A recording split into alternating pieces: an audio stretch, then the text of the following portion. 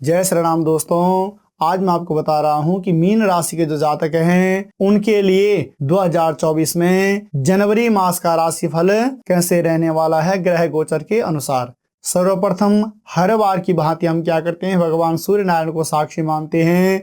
और सूर्य नारायण को साक्षी मानने का तात्पर्य यह है दोस्तों कि भगवान सूर्य हैं मान सम्मान और प्रतिष्ठा के कारक, और जीवन में हर एक व्यक्ति इन चीजों के लिए मेहनत करता रहता है कि मुझे मान सम्मान में मिले और साथ ही साथ पद प्रतिष्ठा भी प्राप्त हो। हर एक व्यक्ति, चाहे वो छोटे लेवल पे है चाहे एक बड़े लेवल पे है, हर एक व्यक्ति इसी चीज के लिए फाइट कर रहा है कि मुझे जीवन में यह सारी चीजें क्या हो, अवश्य ही प्राप्त हो। इसलिए सर्वप्रथम भगवान सूर्य नारायण को साक्षी मानकर मैं सारी ज्योतिष की जो गणना है यह करता हूँ। तो दोस्तों ये मान लीजिए कि भगवान सूर्य नारायण बैठे हुए हमारे 10वें भाव यानी अधिकार क्षेत्र में, पिता के क्षेत्र में यह बैठे हुए हैं। और जब अधिकार क्षेत्र में यह बैठे हुए हों तो समझ लीजिए कि इस समय भगवान सूर्य नारायण के दृष्टिकोण से मान सम्मान और प्रतिष्ठा में अवश्य ही वृद्धि होने वाली है।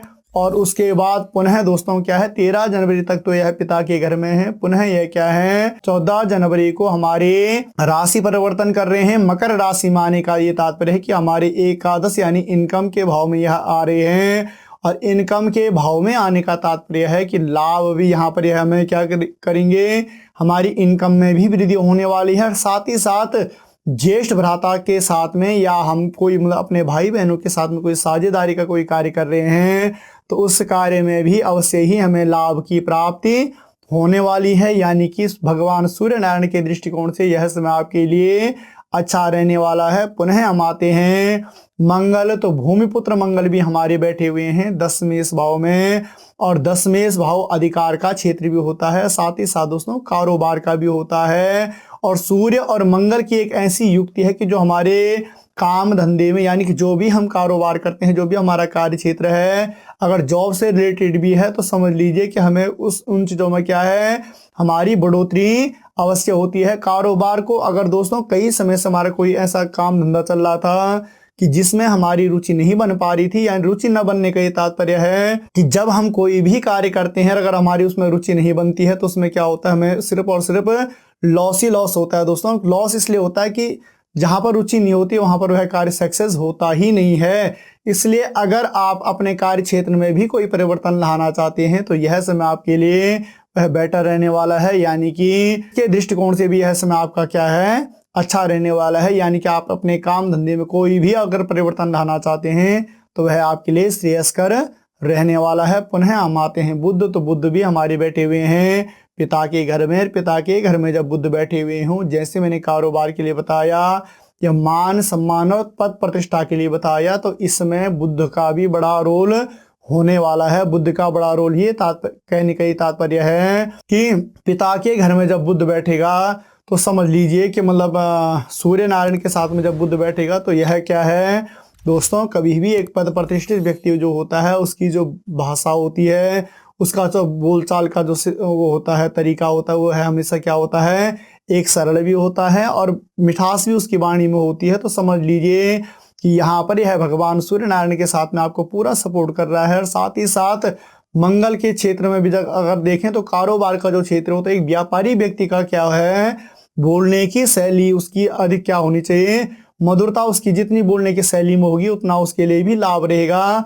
और उसका काम धंधा भी अवश्य ही उसमें क्या आएगी, बढ़ोतरी होने वाली होगी। पुनः हम आते हैं देवगुरु बृहस्पति, तो देवगुरु बृहस्पति बैठे हुए हमारे 2 भाव में। और 2 भाव में देवगुरु बृहस्पति बैठने का ये तात्पर्य है कि यह हमारा धन धान्य का क्षेत्र भी है और साथ ही साथ क्या है, कुटुंब का भी है और क्या है, दान और जीवा का क्षेत्र भी है। समझ लीजिए कि इस समय आपका क्या है, दान की प्रवृत्ति भी बढ़ने वाली है। यानी कि आप जो आप इनकम से आप कुछ न कुछ क्या करते रहोगे, कहीं पर कुछ मतलब कहीं पर कुछ डोनेट करने की कोई आवश्यकता पड़ेगी या डोनेशन देने की कोई आवश्यकता पड़ेगी तो दोस्तों आप उसमें भी बढ़ चढ़ कर हिस्सा यहाँ पर लेने वाले हो। पुनः हम आते हैं शुक्र, तो शुक्र बैठे हुए हैं हमारे 9वें भाव में। 9वां भाव होता है भाग्य का, यानी कि भाग्य धर्म और तीर्थ में भी हमारी क्या होने वाली है, वृद्धि होने वाली है। साथ ही साथ दोस्तों यह जो क्षेत्र है हमारा, यह क्या है, शिक्षा से संबंधित भी है। शिक्षा से संबंधित क्षेत्र का ये तात्पर्य है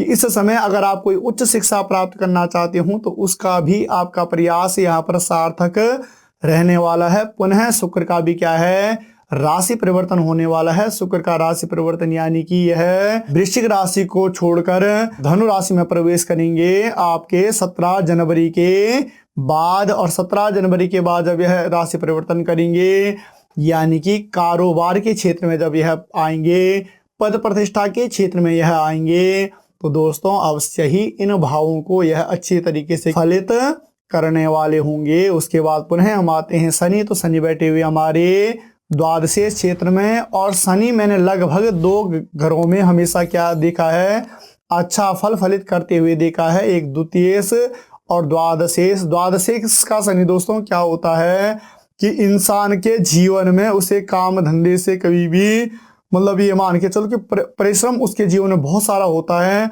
मगर काम धंधे की कभी कोई कमी नहीं होती। यानी कि समझ लीजिए कि द्वितीय जब द्वादशेश शनि आपका बैठा हुआ हो तो इस समय क्या है कि आपके मतलब खर्चे भी बढ़ने वाले हैं, मगर इनकम क्षेत्र में भी आपकी अवश्य ही यह वृद्धि करने वाला है। साथ ही साथ दोस्तों यह जो द्वादशेश भाव होता है यह विदेश गमन का भी होता है। तो इस समय अगर आप प्रयास करते हैं तो वह भी आपके लिए लाभप्रद रहेगा। पुनः हम आते हैं दोस्तों राहु। तो राहु बैठे हुए हमारे लगन क्षेत्र में, और लगन क्षेत्र में जब राहु बैठे हुए हों तो समझ लीजिए कि यह यहाँ पर क्या करेगा, थोड़ा सा हमारा बल मस्तिष्क और विवेक पर यार कहीं ना कहीं थोड़ा सा क्या डालने वाला है, प्रभाव डालने वाला है। यानी कि मानसिक क्लेश थोड़ा सा बढ़ाने वाला है।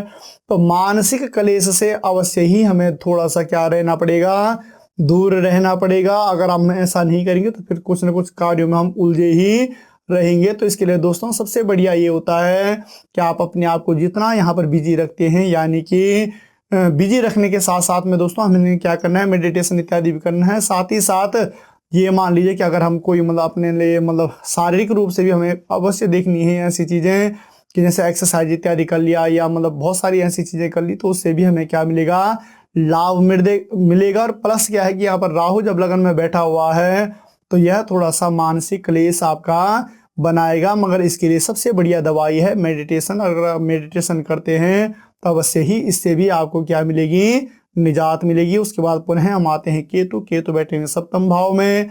सप्तम भाव जीवन साथी का, काम वासना और विवाह का होता है। साथ ही साथ यह दैनिक व्यवसाय का क्षेत्र भी होता है। तो जब सप्तम भाव में केतु बैठा हुआ हो तो अवश्य ही थोड़ा सा जीवन साथी के क्षेत्र से यहाँ पर इतना अच्छा यह वो दिखा नहीं रहा, क्योंकि थोड़ा सा कुछ न कुछ मनमुटाव अवश्य हो सकता है। मगर दोस्तों रही बात दैनिक व्यवसाय की, तो दैनिक व्यवसाय कार्य क्षेत्र के दृष्टिकोण से ओवरऑल आपके लिए यह समय अच्छा रहने ही वाला है। बाकी रही बात जीवन साथी की, तो दोस्तों आपसी सामंजस्य हमेशा बैठा के चलना चाहिए। जीवन है कभी मेरी सुनो कभी मैं आपकी सुनूंगा, तो इसी प्रकार से हमारा जीवन क्या हो जाता है, लगभग एक बढ़िया से बीत भी जाता है। मगर अगर मेरी ही सुनोगे हमेशा तो उसमें क्या होती है कई बार कि बहुत सारी दिक्कतें आ जाती हैं। तो जीवन में पारिवारिक पति और पत्नी का जो रिश्ता होता है उसमें कभी भी अपनी ही नहीं सुनानी चाहिए, उसकी भी सुननी चाहिए। एक दूसरा अगर ऐसे ही तालमेल बनाकर रहेगा तो हमेशा गृहस्थ में कभी भी कोई दिक्कतें नहीं आ पाती हैं। तो ओवरऑल अगर हम देखें मीन राशि के जो जातक हैं इनके लिए यह समय अच्छा रहने वाला है ग्रह गोचर के अनुसार। दोस्तों आपको हमारा यह वीडियो कैसे लगा, आप इसे लाइक भी करें, शेयर भी करें, और मिलते हैं पुनः एक नई वीडियो में। तब तक के लिए जय श्री राम।